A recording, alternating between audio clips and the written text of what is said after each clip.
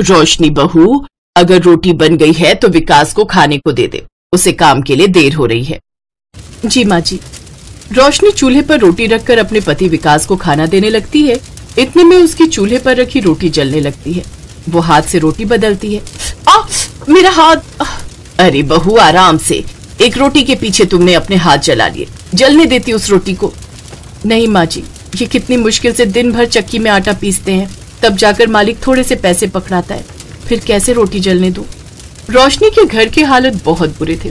उसका पति घर में कमाने वाला अकेला इंसान था और खाने वाले 2 बच्चे, उसकी पत्नी और बूढ़ी माँ। उनकी उस झोपड़ी में गुजारे के लिए 2-4 बर्तन, एक खाट जिस पर सास सोती थी और थोड़ा सा सामान था। चूल्हे पर खाना बनाते वक्त अक्सर रोशनी का हाथ भी जल जाता था। ऊपर से टूटे फूटे बर्तन थे जिसमें खाना बनाते हुए उसे और भी मुश्किल होती थी। रोशनी का हाथ जला तो उसकी बेटी उदास होकर बोली, बाबा आप माँ के लिए दूसरे बर्तन ले आओ ना, देखो तो कैसे उनके हाथ जल गए। हाँ बेटी, जब मालिक पैसे देगा तो ले आऊंगा। ये कहकर विकास काम पर चला जाता है। तू अब आ रहा है बाबू की तरह, तेरी वजह से 2 ग्राहक आकर चले गए, अब मेरी शक्ल क्या देख रहा है? चल जल्दी से काम पर लग। विकास काम पर लग जाता है और भारी भारी बोरी उठाता है। शाम को काम खत्म होते ही जब मालिक दिहाड़ी देता है। ये ले आज की दिहाड़ी। मालिक इस बार थोड़े पैसे बढ़ाकर दे दीजिए, वो घर में टूटे फूटे बर्तन हैं जिस वजह से मेरी घरवाली के हाथ जल जाते हैं और उसे खाना बनाने में बड़ी दिक्कत का सामना करना पड़ता है। हाँ तो मैंने क्या पैसे उगाने का पेड़ लगा रखा है? लेकिन मालिक ये दिहाड़ी तो कम है, सिर्फ 100 रुपए। हाँ तो 15 मिनट देरी से आया था, इसलिए तेरे 50 रुपए उसमें से कट गए, अब चल जा यहां से। लेकिन मालिक इतने पैसों में घर चलाना मुश्किल हो जाता है, काफी समय से आपने पैसे नहीं बढ़ाए हैं। ज्यादा बकबक मत कर, समझा? इतनी ही दिक्कत है तो छोड़ दे काम करने वालों की कमी नहीं है यहाँ पर। विकास दुखी होकर घर लौटने लगता है। उधर दूसरी तरफ शाम को गली में बर्तन वाला आता है। बर्तन ले ले बर्तन। उसकी आवाज सुनते ही अनु झट से उसके पास जाती है। वो दोनों वहां जाते हैं तो अपनी जेब से 2 रुपए का सिक्का निकालते हुए बोलते हैं, अंकल इसमें जितने बर्तन आएंगे हमें दे दो, और हाँ चिमटा भी दे देना। वो क्या है ना, माँ के हाथ जल जाते हैं रोटियां सेकते वक्त। पागल समझ रखा है क्या है? चल भाग यहाँ से, 2 रुपए में बर्तन। वो आदमी उसे जोर से धक्का देकर नीचे गिरा देता है। तूने मेरी बहन को धक्का क्यों दिया? अच्छा तो ले, तुझे भी दे दिया, क्या कर लेगा बोल? वो दोनों बच्चे रोने लगते हैं। बर्तन वाला वहां से चला जाता है। तभी रोशनी उनकी आवाज सुनकर वहां आती है तो पड़ोस की शालू उसे सारी बात बताती है। ये सुनकर रोशनी का दिल बैठ जाता है और उसकी आंखों में आंसू आ जाते हैं। मेरे बच्चों, मुझे कुछ नहीं चाहिए, तुम दोनों ने अपनी माँ के बारे में इतना सोचा, यही बहुत है। ना जाने ये भगवान हम गरीबों पर इतना जुल्म क्यों करता है। ऐसे ही उन लोगों के दिन जैसे तैसे गरीबी में कट रहे थे। एक रोज रोशनी लकड़ियां लेने जंगल गई होती है, जहां उसे एक बूढ़ी औरत मिलती है। अरे अम्मा, आप इतना भारी थैला लेकर कहाँ जा रही हैं? आप मुझे दे दीजिए, मैं आपके घर तक छोड़ आती हूँ। ठीक है बेटी। रोशनी उस बूढ़ी अम्मा के हाथों से वो थैला ले लेती है और उसे उसके घर तक छोड़ देती है, लेकिन इसमें उसके हाथ से जलने से बना हुआ फफोला फूट जाता है। हे भगवान, मेरी वजह से तेरी परेशानी बढ़ गई बेटी। वैसे क्या बात है, तू बड़ी परेशानी में लगती है। रोशनी रोते हुए सारी बात उस बूढ़ी अम्मा को बताती है। बिटिया, जंगल से थोड़ी दूर जाकर एक छोटी सी झोपड़ी है जिसमें एक बौना रहता है। तू अपने चूल्हे से एक मीठी रोटी बनाकर उस बौने को खाने को देना, फिर देखना कैसे तेरे सारे दुख दर्द दूर हो जाएंगे। अब और कुछ मत पूछना मुझसे, जैसा कहती हूँ वैसा कर। वो अगले दिन अपने चूल्हे से मीठी रोटी लाकर उस छोटी सी झोपड़ी को ढूंढती है। काफी देर बाद उसे एक झोपड़ी मिलती है। वो बाहर से आवाज लगाती है, कोई है यहाँ? अंदर से एक बौना निकल कर आता है। रोशनी उसे वो मीठी रोटी देती है तो वो झट से उस रोटी को खा लेता है। वाह वाह, क्या स्वादिष्ट रोटी है, नरम मुलायम और मीठी। वाह वाह, मजा आ गया। अच्छा अब बताओ तुम्हारी क्या परेशानी है? मेरे घर में ढंग के बर्तन नहीं है, कुछ 2-4 बर्तन है वो भी टूटे फूटे, और मेरा चिमटा भी टूट गया है जिससे कभी कभी मेरे हाथ जल जाते हैं तो कभी मुझे चोट आ जाती है, और मेरे पति की कमाई से घर का खर्च बड़ी मुश्किल से चल पाता है। अब समझा, तुम यहीं रुको, मैं अभी आया। बोना अपनी झोपड़ी के अंदर गया और वहां से एक पतीला, कढ़ाई, तवा और चिमटा लाकर उसने रोशनी को दिया। ये कोई ऐसे वैसे बर्तन नहीं है, बल्कि जादुई बर्तन है। जादुई बर्तन? हाँ, तुम्हें जो भी खाना चाहिए होगा इन बर्तनों से मांग लेना, वो तुम्हें मिल जाएगा। रोशनी वो जादुई बर्तन लेकर घर आती है। माँ ये तो कितने सुंदर और चमकदार बर्तन है। अब तुम हमें जल्दी से इनमें से कुछ अच्छा सा बनाकर खिला दो ना। अच्छा सा? हाँ माँ, पूड़ी और छोले की सब्जी खाने का बहुत मन है, बनाकर खिला दो ना। लेकिन बेटी, घर में तेल नहीं है और छोले भी नहीं है। मुझे माफ करना बच्चों, जो मैं तुम्हारी इतनी सी इच्छा भी पूरी नहीं कर सकती। वो ये कह रही थी कि तभी वहां रखे वो जादुई बर्तन भर जाते हैं। कढ़ाई में पूड़ियां और पतीला छोलों से भर जाता है। अरे वाह माँ, ये तो अलादीन के चिराग की तरह कुछ कहते ही सामने प्रकट हो गया। बहू, ये हुआ कैसे? क्योंकि माँ जी, ये जादुई बर्तन है। फिर रोशनी उनको सारी बात बताती है। तभी विकास भी वहां आ जाता है और वो भी ये सब सुन लेता है। अच्छा ऐसा है, फिर तो ऐ जादुई बर्तन, यहाँ पर ढेर सारे पकवान आ जाएं और रोशनी के हाथ में जो जलने से दर्द हुआ है वो ठीक हो जाए। उसके इतना कहते वहां पकवानों का ढेर लग जाता है और रोशनी के हाथ की चोट भी सही हो जाती है। फिर वो सब मिलकर साथ में पकवान खाते हैं। वाह माँ, ये तो बहुत ही स्वादिष्ट है। अब क्या रोज हमें ये अच्छा अच्छा खाने को मिलेगा?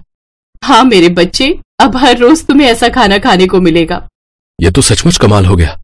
नहीं तो वो सेठ इतना खड़ूस है कि क्या ही बताऊं। मैंने उससे बर्तन लाने के लिए पैसे ज्यादा क्या मांग लिए, उसने मुझे 100 बातें सुना दी।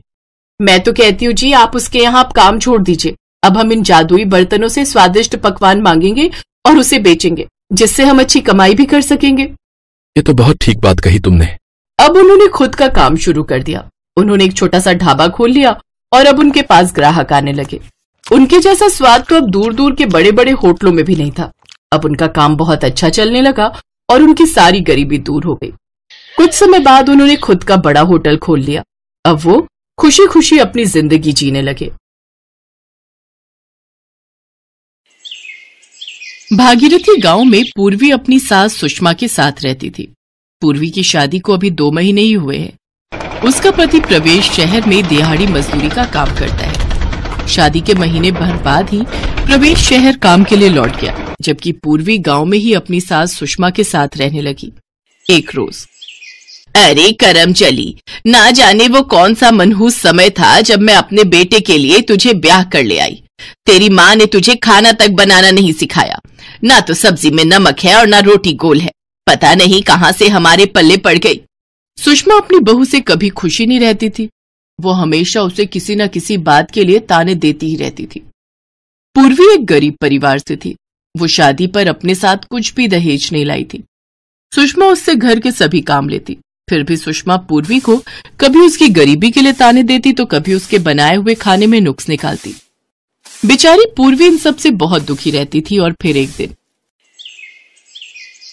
अरे नास पिटी, ये तूने कैसा खाना बनाया है? सब्जी जली हुई है और कच्ची रोटियां हैं। तेरे मायके में खाते होंगे ऐसा खाना, मेरे यहाँ तो नहीं चलेगा, समझी? चल निकल जा मेरे घर से। माँ जी मुझे घर से मत निकालो। मैं सच में अब अच्छा खाना बनाना सीख लूंगी। पहले तू अपनी माँ से खाना बनाना सीख, उसके बाद ही मेरे घर आना, समझी? बेचारी पूर्वी रोते हुए अपने मायके जाने लगी, लेकिन उसका घर काफी दूर था। पैदल चलते चलते वो काफी थक गई। फिर वो एक पेड़ की छांव में बैठ गई। उसे चलते चलते काफी जोरों की भूख लगने लगी। मुझे तो बहुत जोरों की भूख लगी है। अभी तो मायका बहुत दूर है, वहां पहुंचते पहुंचते तो मेरी हालत खराब हो जाएगी। मेरे पास तो पैसे भी नहीं है। काश कि मैं अपने साथ कुछ खाने को ही ले आती। अब मैं कैसे अपने घर तक पहुंच पाऊंगी? काश कि मेरे पास नोटों की गड्डी होती और कुछ खाना होता। उसके इतना कहते ही नोटों की गड्डी और खाने की थाली उसके सामने प्रकट हो जाती है। अरे ये पैसे और खाना कैसे आया? तभी वो जिस पेड़ के नीचे बैठी थी उसमें से आवाज आती है, बेटी, ये खाना और नोटों की गड्डी मैंने तुम्हें दी है। पर ये कैसे संभव है? भला ये पेड़ रोटी और खाना कैसे दे सकता है? बेटी, मैं एक जादुई पेड़ हूँ और मैं किसी की भी कोई भी इच्छा पूरी कर सकता हूँ। तुमने अभी खाने की और नोटों की गड्डी की इच्छा जताई थी, इसलिए मैंने तुम्हें ये सब दिया। लेकिन तुम इस जंगल में क्या कर रही हो? तब पूर्वी ने अपनी दुख भरी दास्तान उस पेड़ को बताई। बेटी, तुम मेरे तने से चकला बेलन बना लेना। मेरे तने से बना हुआ चकला बेलन भी जादुई ही होगा। उस पर अपने आप ही रोटियां बनने लगेंगी। तुम्हें उस चकला बेलन के सामने अपनी इच्छा बतानी है और फिर जो भी तुम्हें चाहिए वो तुम्हें दे देगा। पेड़ की बात सुनकर पूर्वी बहुत खुश हुई। उसने पहले पेट भरकर खाना खाया और फिर उस पेड़ ने उसे अपना तना दिया। उसे देखकर पूर्वी सोचने लगी, ऐसा करती हूँ, इस तने को लेकर अभी अपनी माँ के घर चली जाती हूँ। वहीं कुछ दिन रहकर इससे चकला बेलन भी बनवा लूंगी और वापस आकर सासू माँ से कह दूंगी कि मैंने खाना बनाना सीख लिया है। दोपहर बाद पूर्वी अपने मायके पहुंच गई और वहां उसने अपनी माँ आशा को सारी बात बताई। पूर्वी बेटा, तू कल ही इससे चकला बेलन बनवा लेना, इसका कुछ दिन हम भी इस्तेमाल कर लेंगे। हाँ माँ, इसके इस्तेमाल से तुम्हारी भी गरीबी दूर हो जाएगी। उस रात सभी खाना खाकर सो गए। दूसरे दिन पूर्वी ने उस जादुई तने से एक चकला बेलन बनवा लिया। माँ, मैंने जादुई चकला बेलन बनवा लिया है, क्यों ना हम इनसे अब कुछ मांग कर देखें। हे जादुई चकला बेलन, मेरे माता पिता बहुत गरीब हैं। काश इनके पास अच्छे पैसे होते तो इनकी गरीबी दूर हो जाती। पूर्वी के इतना बोलते ही वो जादुई चकला बेलन अपने आप चलने लग जाता है और देखते ही देखते उस जादुई चकला बेलन से काफी सारे पैसे और सोने के गहने निकलकर बाहर आ गए। हे राम, इतने सारे सोने के गहने और पैसे! बाप रे, मैं कहीं सपना तो नहीं देख रही। अब देखना माँ बाबा, मैं हर रोज आपके लिए चकला बेलन से पैसे मांगूंगी। बेटी, अब तेरी वजह से हमारी गरीबी दूर हो जाएगी। पूर्वी जब तक अपने मायके में थी वो हर रोज जादुई चकला बेलन से पैसे मांगती और वो चकला बेलन उसे रोज ढेरों पैसे देता। वो सारा धन पूर्वी अपने माता पिता को दे देती है। इससे कुछ ही दिनों में वो लोग काफी अमीर बन गए और एक दिन, माँ बाबा, मुझे यहाँ आए हुए काफी समय हो गया, अब मुझे अपने ससुराल जाना होगा। ठीक है बिटिया, लेकिन वहां तू अपना और इस जादुई चकला बेलना का ख्याल रखना। पूर्वी के माँ बाप ने उसे काफी सारे कपड़े, सामान और गहने देकर विदा किया। अपने साथ सारा सामान लेकर पूर्वी अपने ससुराल पहुंची। आ गई महारानी, इतने दिनों से अपने मायके में पड़ी हुई थी। अच्छे से खाना बनाना सिखाया तेरी माँ ने या नहीं? आप चिंता मत करिए माँ जी, अब मैं सब काम अच्छे से सीख गई हूँ। मैं अच्छी सब्जी और जो रोटी बनाना भी सीख के आई हूँ। ठीक है, अब इस थैले में क्या है? जी, वो माँ बाबा ने आपके लिए कुछ कपड़े और सामान भेजा है। सुषमा वो कपड़े और गहने देखकर चौंक गई। इतने महंगे कपड़े और गहने? तुम्हारे उन गरीब माँ बाप के पास इतना महंगा सामान खरीदने के लिए पैसे कहाँ से आए? तभी सुषमा की नजर थैले में रखे चकला बेलन पर गई। चकला बेलन? ससुराल का चकला बेलन पसंद नहीं आया क्या, जो मायके से उठाकर इसे भी ले आई हैं? माँ जी, मैंने इसी चकला बेलन पर गोल रोटियां बनानी सीखी हैं, इसलिए इसे अपने साथ ही ले आई। अच्छा चल ठीक है, अब इसे रख दे और जल्दी से खाना बना, मुझे बहुत भूख लगी है। हाँ, सफर से इतना थक कर आई हूँ, अब मुझसे खाना नहीं बनाया जाएगा। ऐसा करती हूँ, आज चकला बेलन से ही खाना मांग लेती हूँ। पूर्वी किचन में जाती है और चकला बेलन को अपने सामने रखकर कहती है, काश मेरे सामने ढेर सारा स्वादिष्ट खाना आ जाए। पूर्वी के ये सोचते ही उसके सामने ढेर सारा स्वादिष्ट खाना आ जाता है। ये देखकर पूर्वी बहुत खुश हुई। वो जल्दी से सुषमा के पास गई। माँ जी, चलिए खाना तैयार है, आप चलकर खाना खा लीजिए। इतनी जल्दी खाना? अरे खिचड़ी या दलिया ही बना दिया क्या? आप खुद ही चलकर देख लीजिए। सुषमा रसोई घर में जाती है तो वहां ढेर सारे पकवान देखकर पूर्वी से कहती है, इतनी जल्दी इतना सारा खाना? तूने कैसे बना लिया? अरे अपनी माँ के घर से खाना बनाना सीख कर आई है या कोई जादू टोना? माँ जी, मैंने खाना बनाना सीख लिया है, अब मैं जल्दी जल्दी खाना बना लेती हूँ। सुषमा को अपनी आंखों पर बिल्कुल भी विश्वास नहीं हो रहा था, लेकिन उस दिन उसने भरपेट खाना खाया और फिर पूर्वी से बोली, बहू खाना तो तूने बहुत ही अच्छा बनाया है। चलो, घर से निकालने का कुछ फायदा तो हुआ कि तूने अच्छा खाना बनाना सीख लिया। फायदे तो मुझे बहुत हुए सासू माँ। इस तरह पूर्वी अपने जादुई चकला बेलन से जब भी खाना मांगती, उसके सामने झट से खाना बनकर आ जाता। ऐसे ही कुछ दिन बीत गए और फिर एक दिन प्रवेश वापस अपने गांव आया। क्या बात है जी, जब से आप आए हैं दुखी लग रहे हैं। क्या बताऊं पूर्वी, शहर से आते वक्त सोचा था कि तुम्हारे और माँ के लिए कुछ कपड़े और कुछ सामान ले लूंगा, लेकिन सच कहूं तो जो भी मजदूरी मुझे मिलती है उसमें तो मेरा किराया, खाने पीने का खर्चा, साथ में तुम लोगों के लिए जो खर्चा भेजता हूँ वही निकल पाता है। उसके बाद तो बचत के नाम पर कुछ भी नहीं बचता। आप परेशान मत होइए जी, अब हमें पैसों की कोई परेशानी नहीं होगी और अब से आपको मजदूरी करने की भी जरूरत नहीं पड़ेगी। ये तुम कैसी बातें कर रही हो पूर्वी? अगर शहर जाकर मजदूरी नहीं करूंगा तो तुम्हारा और माँ का गुजारा कैसे चलेगा? घर खर्च कैसे चलेगा? पूर्वी ने प्रवेश को जादुई चकला बेलन की सब बात बता दी, साथ ही उसको ढेर सारे पैसे भी निकाल कर दिए। और ये सब करते हुए उसकी सास सुषमा ने उसको देख लिया। ओह, तो ये राज है इस जादुई चकला बेलन का। इसके इस्तेमाल से ही पूर्वी इतना बढ़िया खाना बना रही थी, साथ ही ये तो ढेरों पैसे भी देता है। मुझे जल्द ही इस जादुई चकला बेलन को चुराना होगा। रात को मौका मिलते ही सुषमा वो जादुई चकला बेलन चुराने जाती है तो बेलन अपने आप हवा में उड़ते हुए सुषमा की पिटाई करने लगता है। तभी सुषमा जोर जोर से दर्द के मारे चीखने लगी, अरे कोई मुझे बचाओ, नहीं तो आज तो ये बेलन मेरी जान लेकर ही छोड़ेगा। तभी वहां प्रवेश और पूर्वी भी आ गए। ये नजारा देख पूर्वी ने अपने मन में कहा, हे बेलन, माँ जी की और अच्छे से धुनाई कर। बस फिर क्या था, सुषमा की अच्छे से धुनाई होने लगी और पिटते पिटते सुषमा बेहोश हो गई। पूर्वी, जल्दी से इस बेलन को रोको, नहीं तो आज माँ मर जाएगी। फिर पूर्वी ने अपने मन में कहा, हे बेलन रुक जा। प्रवेश और पूर्वी ने सुषमा की मरहम पट्टी की। इस हादसे के बाद सुषमा को सबक मिल चुका था, साथ ही उसने कसम खाई कि वो चकला बेलन को कभी हाथ नहीं लगाएगी।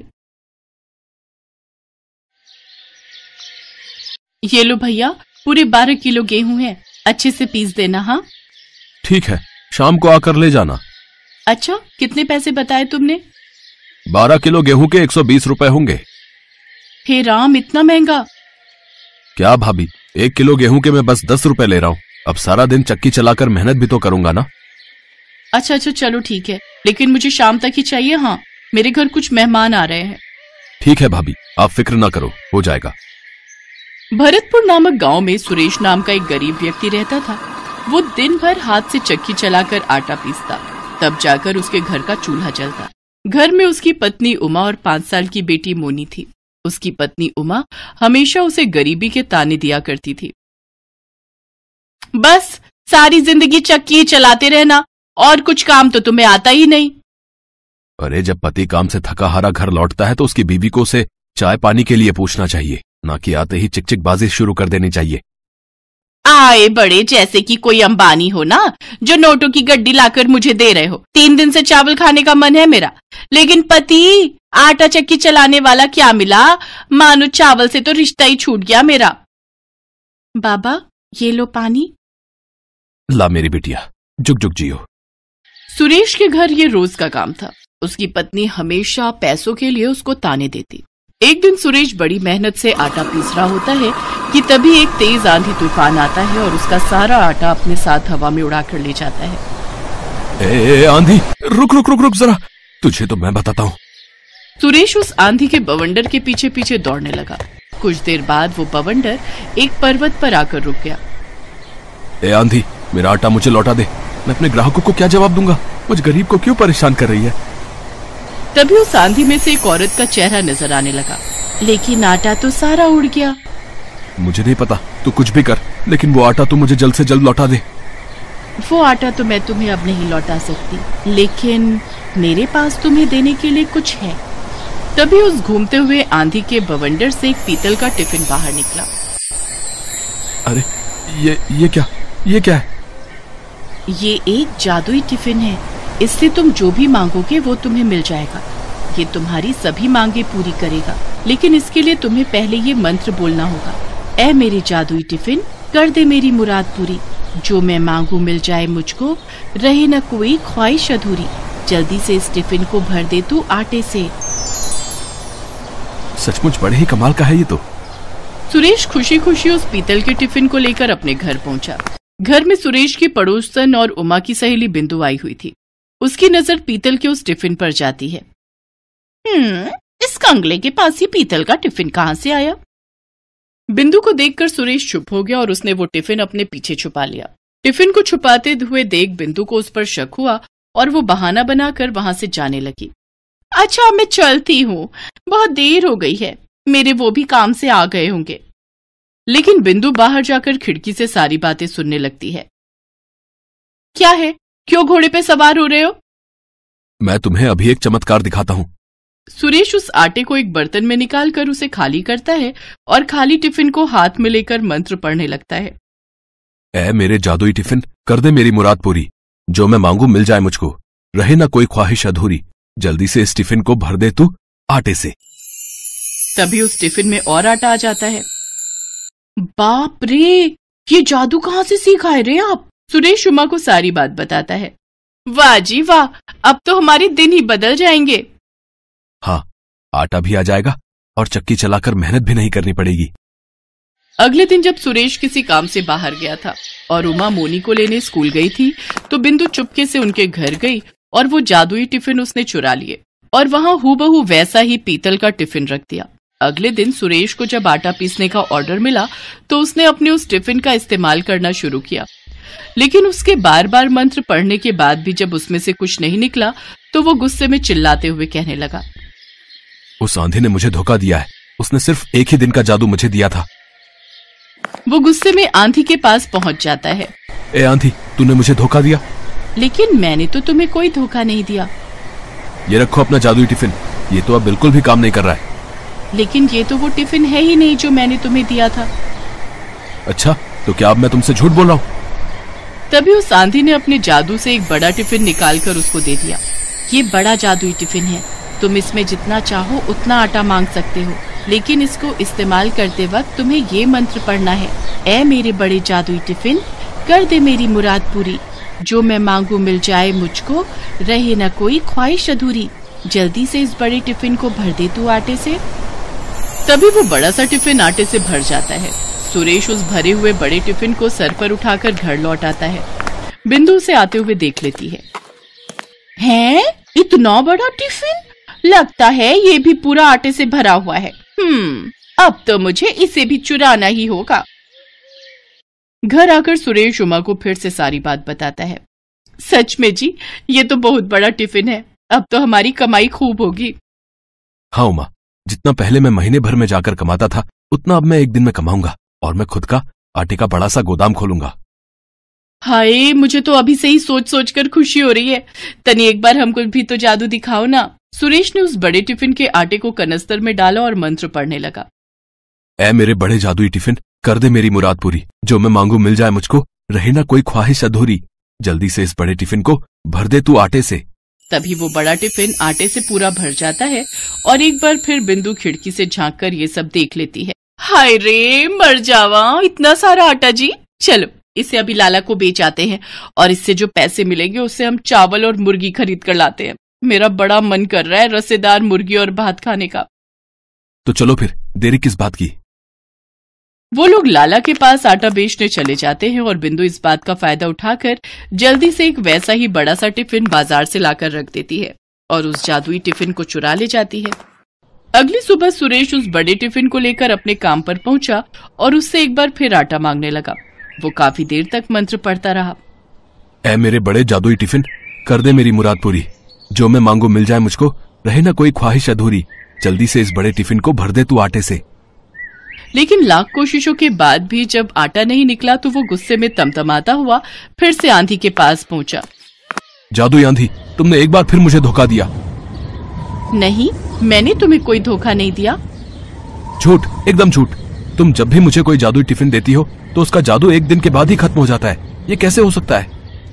आंधी ने जब उस बड़े टिफिन को देखा तो वो समझ गई कि ये वो जादुई टिफिन नहीं है। इस बार मैं तुम्हें एक ऐसी चीज दूंगी जिससे तुम्हें समझ आ जाएगा कि मैंने तुम्हें धोखा नहीं दिया।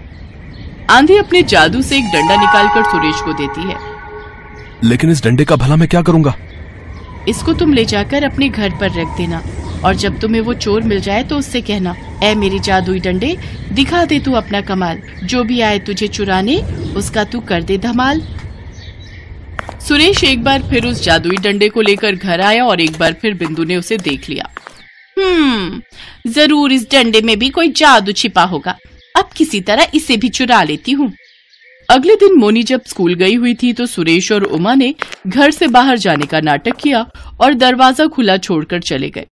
इस बाट में बैठी बिंदु जल्दी से उनके घर के अंदर जाती है और उस डंडे को चुराने की कोशिश करती है। लगता है सभी बाहर गए हैं। जैसे ही बिंदु ने उस डंडे को हाथ लगाया तभी सुरेश और उमा वहां आ गए और सुरेश ने मंत्र पढ़ना शुरू किया। ऐ मेरे जादुई डंडे, दिखा दे तू अपना कमाल, जो भी आए तुझे चुराने उसका तो कर दे धमाल। तभी वो डंडा बिंदु को पीटने लगा। अरे रे, मर गई रे, मर गई, हाय दैया, कोई मुझे बचा लो। हा, आई बड़ी सहेली होकर अपनी सहेली के घर चोरी करती है। हाँ, जल्दी से हमें हमारे जादुई टिफिन लौटा दो, नहीं तो इस डंडे की पिटाई से आज तुम यहीं मर जाओगी। हाँ, अभी लाती हूँ। जब तक बिंदु ने सुरेश को उसकी अमानत नहीं लौटाई, तब तक उस डंडे ने उसकी पिटाई जारी रखी। बिंदु दौड़कर अपने घर गई और वो दोनों जादुई टिफिन लाकर सुरेश को दे दिए। अब रुक जाओ जादुई डंडे, अब आज के बाद हमारी कोई चीज चुराई ना तो याद रखना। हाय, इतनी मार खाने के बाद तो मैं तुम्हारी क्या किसी की भी कोई चीज नहीं चुराऊंगी। इतना कहकर बिंदु वहां से 9 दो 11 हो गई। अब बड़े और छोटे जादुई टिफिन की मदद से सुरेश आटा निकाल कर बेचता रहा। आज के बाद उसे चक्की चलाने की जरूरत ही नहीं पड़ी। हेलो दोस्तों, कैसे हैं आप सब? हमारी कहानियां देखने के लिए हमारे चैनल को सब्सक्राइब कीजिए और हाँ, बेल आइकॉन पर क्लिक करना मत भूलिएगा।